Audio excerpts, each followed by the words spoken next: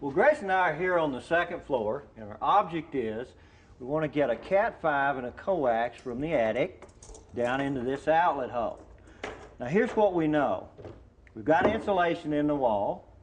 We're working with that. The next thing we know up here, Grayson, is that going into this attic, we're into that little spot where the roof line comes down to the eave of the house. Very hard to get into. Awkward to get to. So are we going to drill up or drill down? Well, we need to drill up because it'd be almost impossible to get a drill to come down. Thanks, because I'm the guy that's going to be in the attic doing this, and that'll make my job a heck of a lot easier. I don't have to work my head out here to the corner. Okay. And then what we'll do is when we get the hole drilled, we'll feed one of these fiberglass rods up and pull the cable. And I'll just snag it. Okay. This is the theory. One other thing that we need to find out about the wall is do a little exploratory. We used our fiberglass rod earlier to discover that we had a fire block in this wall. Now we need to pick the drill bit. We know from measuring on that fiberglass rod about where that fire block is, and we kind of made a little mark there for ourselves. So on that basis, I'm looking here with a 2-foot drill and a 4-foot extension, a little easier to work with, but our problem is we're only going to get this far in the wall. Right. That means we'd have to pull it back out and put another extension on that thing. So that's kind of difficult. So we chose to go ahead and get a 6-foot extension. Now there's one other thing that we're going to do here. We're also going to measure to know when we're probably going to clear that top header up there, Grayson. Right. Because if we drill accidentally keep going through, one of two things will happen. We'll either go into outer space or we'll be in a roof, one of the attic joists, in which case, either case, we want to stop. That's right. All right, so why don't you mark that sort of toward the bottom to compensate for the sheetrock up here.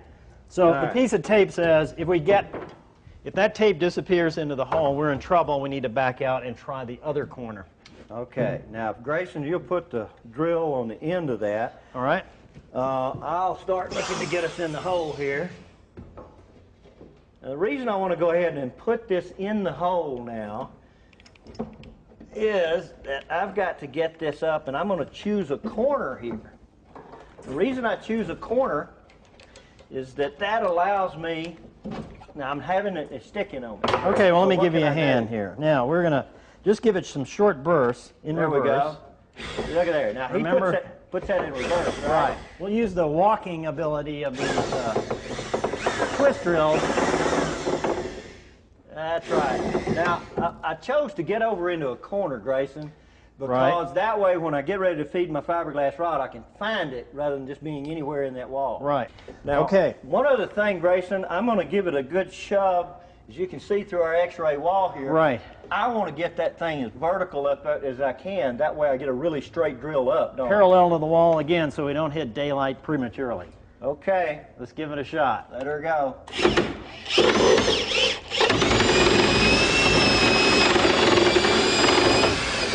Okay, Grayson, we got through the first part. All right.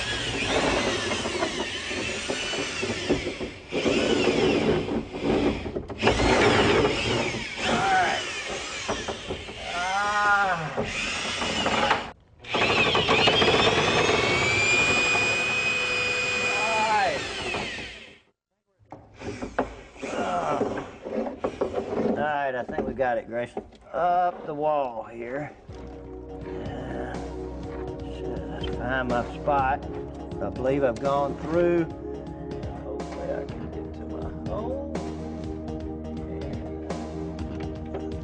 Have to work it a little bit.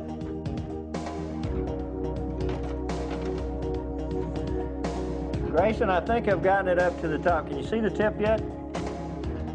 Okay, I see it, Mike.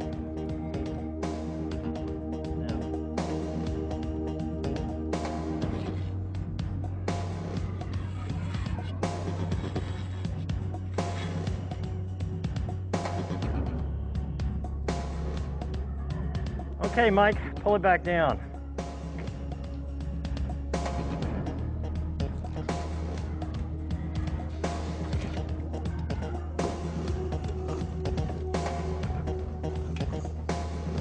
Okay, there we are.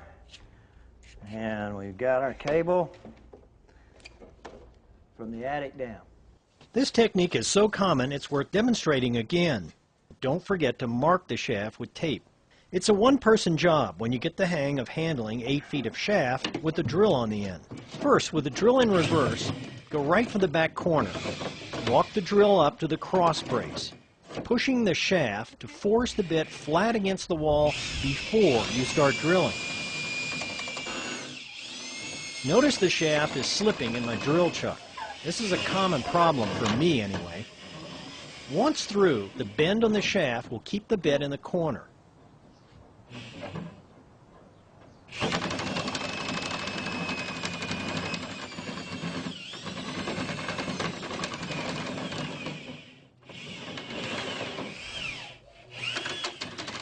It's easy to get the drill out if you just give it short bursts in reverse.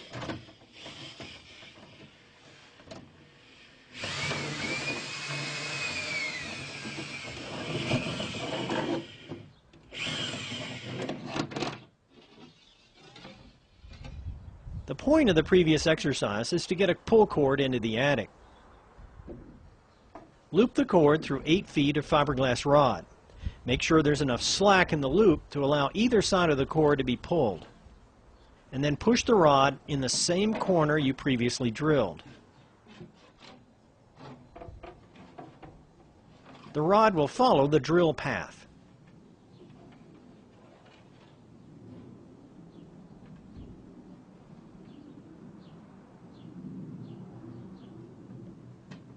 Pushing the rod hard enough against the roof will sometimes bend the rod over, forming a nice gap between the cord and the pole to allow easy retrieval.